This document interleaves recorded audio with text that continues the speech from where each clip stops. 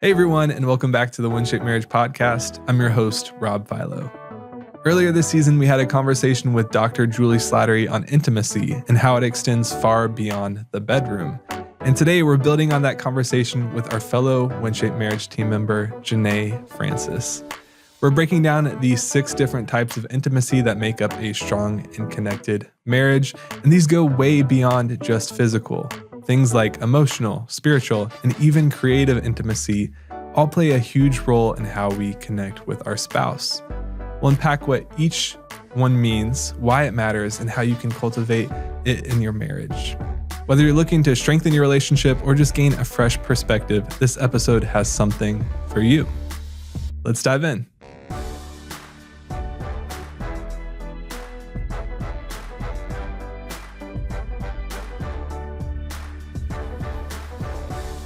Genee Francis, welcome back to the WinShape Marriage Podcast. We're super excited to have you with us today. Thank you so much for having me again. Yeah, glad to be here. Oh, super excited to have you. And we had a recent podcast episode with Juli Slattery. Yes. And we talked about intimacy, specifically this idea that intimacy isn't just in the bedroom. Like a lot of people, when you think about sex and intimacy, you think about the context of like what happens in the bedroom. But actually, there's a whole lot of intimacy that happens outside of the bedroom. There's a whole lot. And so I think it'd be interesting for us to lean into that. One piece of feedback we heard from couples is like, hey, tell me more about that. Absolutely. I want to hear more about that. So. Absolutely. You know, the definition of intimacy, when you look at the root word, is really a state of familiarity. So when you think of that, a lot of times that helps people move from intimacy equals sex. Yeah. To a whole different space. So when you think of familiarity, you can really begin to really understand all that the word encompasses. Yeah. So when you say the word familiarity, could you expand on that a little bit? Absolutely. So the next words that you'll often see if you look it up, the definition is closeness. Closeness. Right? So familiarity and closeness. And so that is something, when you meet someone initially, you don't automatically feel familiar or true. Close. And so when you think of it from that standpoint, then you can begin to understand the totality of intimacy or begin to move yourself again away from this one dimension of sex. Yeah, that's a great point. And when you think about this idea of closeness, you can be close in ways more than just physical closeness. Absolutely. And it brings me to this idea of, and one of the things I've heard at some of our retreats is this idea that there are 6 different types of intimacy. Absolutely. And Genee, if you're up for it today, I'd love to talk about each one of those 6 different types of intimacy, essentially types of closeness. Absolutely. And we can talk through kind of what couples need to know to lean into that. Absolutely. If that works for you. When I think of intimacy and I think about marriage, one of the words that I use is intimacy is connecting. So it is connecting, and you mentioned 6 different areas or 6 different types of intimacy. And it depends on who you ask on the number. But I have always used 6 as well in my work with couples. And I think it's so important to know and really understand all that it encompasses. So when you think about intimacy, you're thinking about spiritual intimacy. Okay. Yeah. So it's physical intimacy, yes. Yeah. But then there's spiritual intimacy. There is emotional intimacy. Yeah. There's something that is recreational intimacy or creative intimacy. Those words are often used interchangeably. Yeah. There is intellectual intimacy. Okay. Experiential intimacy. So as you can see, there's these different types, but different lanes almost. Yeah. Yeah. So my curiosity is already sparked. When you say spiritual intimacy, yes. What do you mean by that? So really, it's just what it sounds like, connecting through faith. Okay. Right? And so a couple being able to come together and talk and really align their hearts to each other, but then more importantly to Christ. And being able to have an ongoing expression of that, or a daily practice, or maybe not daily, but a consistent practice of faith together. Okay. And so it sounds like maybe we talk about that idea of closeness.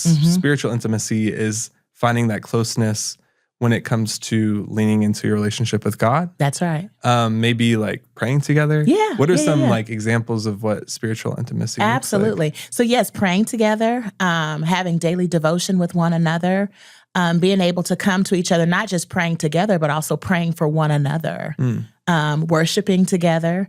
You can also enhance this area through participation in marriage ministry or in some type of marriage enrichment program. Yeah.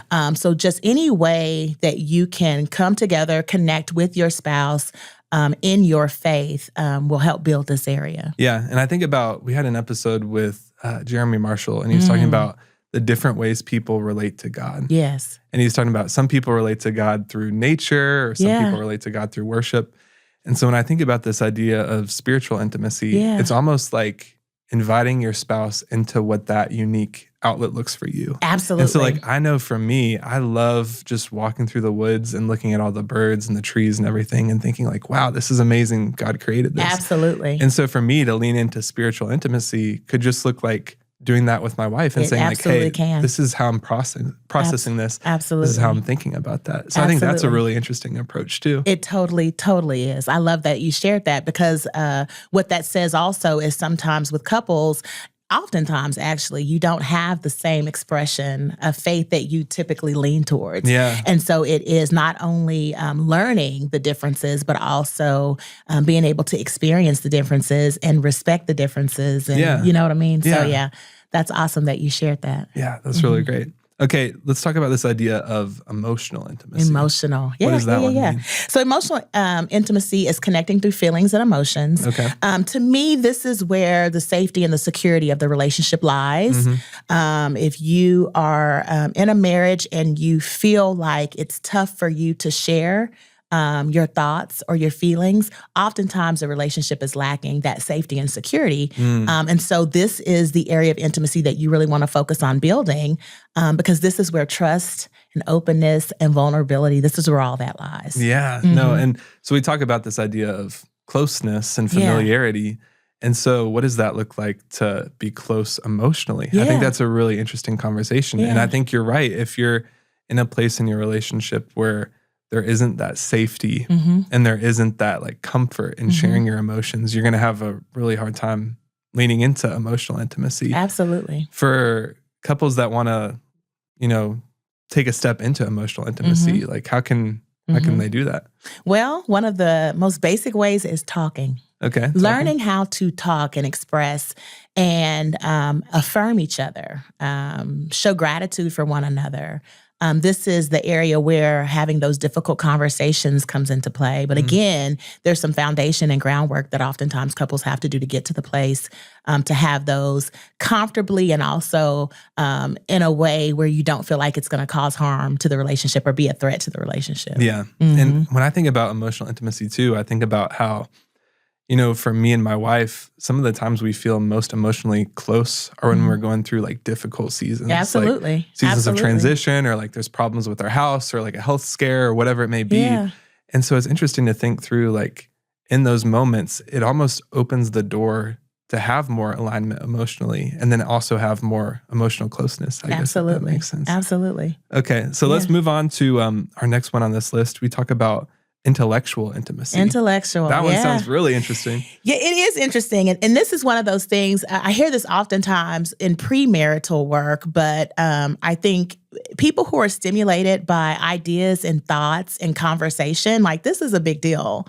And so oftentimes you have a person who loves deep conversations or want to discuss the most recent book or podcast that you watched.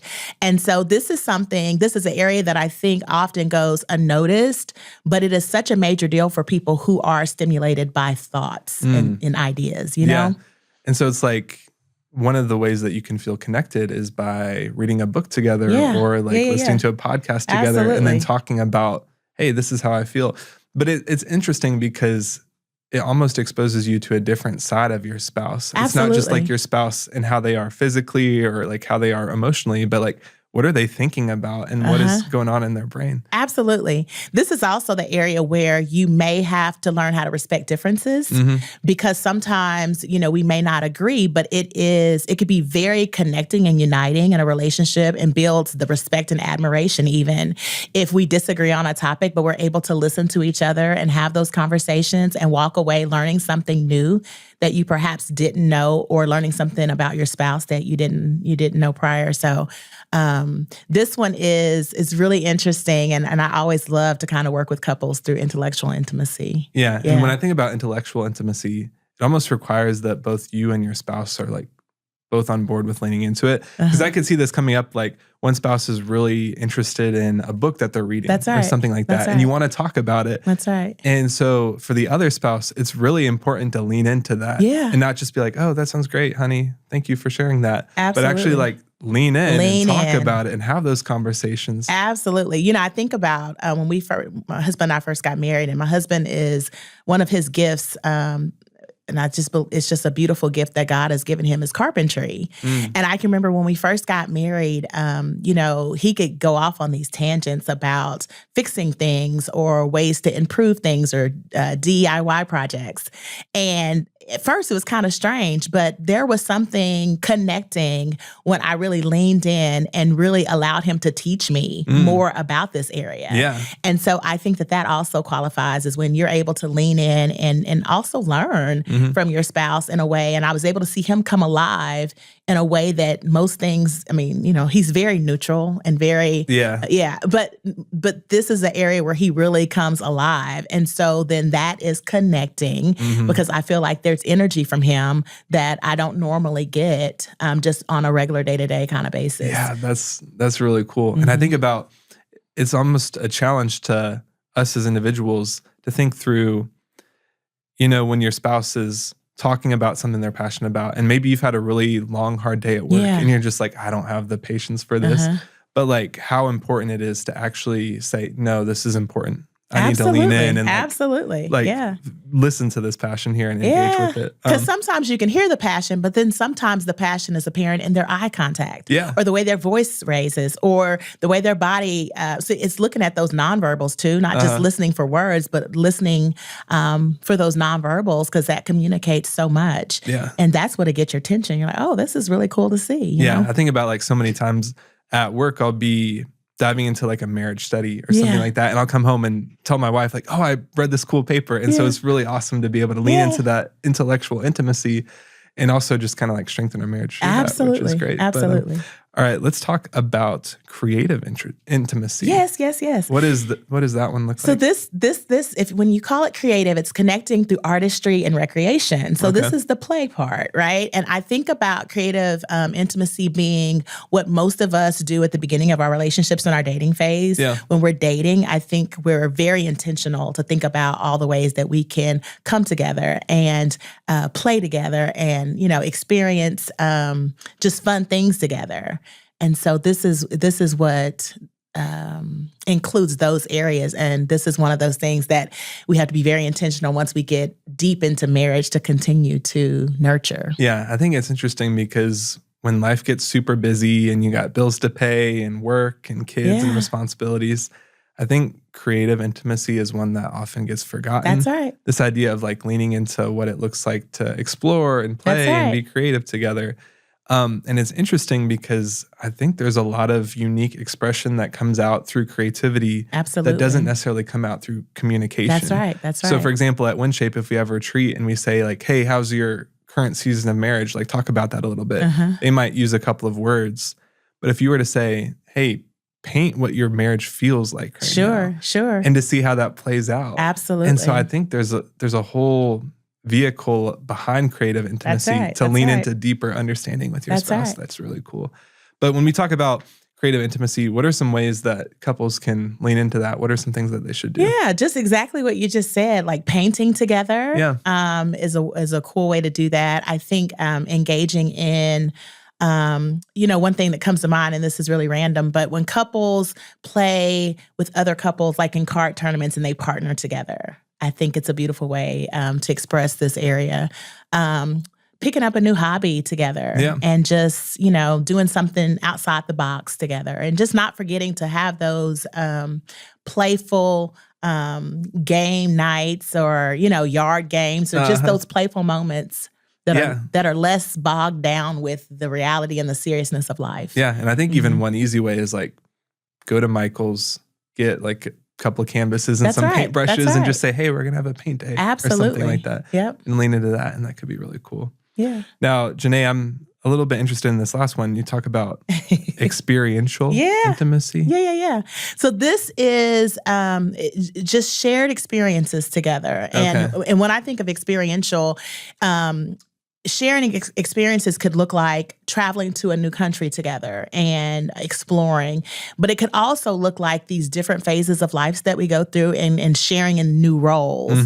And sometimes experiential intimacy, the way it's developed, is not always comfortable. Because if you're dealing with job loss or if you're dealing with caretaking of aging parents, there's different seasons where this can be very uncomfortable, but very connecting. So, this could be, like I said, anything from having a new experience or tackling like a new DIY project yourself together as a team. Or it could look like just venturing together down a path that we have not experienced in terms of caretaking. Starting your family and having a child and becoming parents together really qualifies as experiential intimacy. It sounds like these are almost like those key life moments and doing them together. A little bit. So I mentioned a little bit earlier about like Madeline and I going through difficult seasons or like long days at work or whatever it is, and just like leaning in and doing that life together is such a key element within experiential intimacy. It is. Now, outside of like things that we can't have control over, whether it be like hard seasons or like whatever, like what are some ways that couples can lean into experiential intimacy? So it's the hardships is one piece, but the other piece is just whatever you do and you share that experience together. And so travel is one that we do a lot of together. And there's nothing like for us going to a new unfamiliar place or a new unfamiliar country and just together figuring out like, how are we going to navigate this or how are we going to explore? So it doesn't have to be heavy, but it can definitely be light. But it's just those shared experiences that you engage in together as a couple. Yeah, I love your example of going to a different country. My wife and I went to Switzerland last year. And it was just like this whole level of, it is experiential intimacy, but trying to figure out like how to talk to people and like navigate around and stuff like that. And there's just this like shared closeness that comes from those moments, which is really, really cool. Getting lost in a foreign country where all the streets look the same happened in real life for us.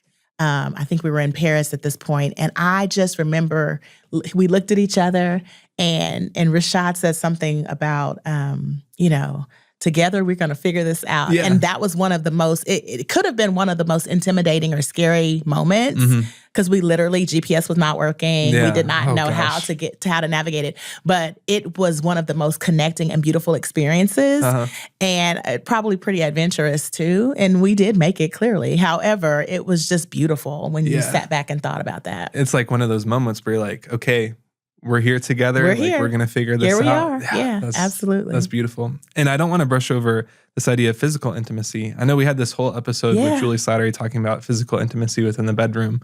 So if you're listening and you haven't listened to that episode, definitely check that out. Definitely check it out. But there's also this element of physical intimacy outside of the bedroom and all the different things that you can do to cultivate that. Absolutely. Could you talk about that a little bit? Absolutely. It includes sexual aspects of your relationship, but it also includes non-sexual. And so it's one of those things where, it's sex, but it's also the holding hands. It's also the cuddling. It's also being intentional to just spend that time to have eye contact with one another on a daily basis. So it is so much more, and there's both touch that is sexual and non-sexual that's included in this element. Yeah, and this also kind of leans into this idea of love languages too. Like if your spouse has a physical touch love language, that's right. Like holding hands in the parking lot or giving them a hug after a long day at work. That's right. Or putting your arm around them when you're going to watch a movie or something like that. That's right. Like absolutely. All those little moments can help those to little contribute moments. To that those little intimacy. moments. And also learning what calms and what grounds your spouse. One of the things that, if you think about even like small children, the same thing is true for many adults. And when you wash their hair, it can be very calming. And so I always encourage couples to wash each other's hair and just experience physical intimacy in these outside of the box ways. Yeah. Because we always think of kissing or holding hands or cuddling, but there are so many other things that we can do to kind of tap into meeting our spouse's needs around physical intimacy. Yeah. And when we go through this list, I think it's really cool because when you think about what it means to be intimate with my spouse, in different seasons and different circumstances, that'll look different. It will. And so having all of these different options of like still having that familiarity and that closeness, yes, even in a season where some of the other types of intimacy might not necessarily be like relevant or like helpful for you, it just opens the door to still have that closeness and still lean in, which I think is really, really cool. It is. I think about couples that are in this season where they maybe feel disconnected or they're like, hey, we don't have this closeness. Yeah.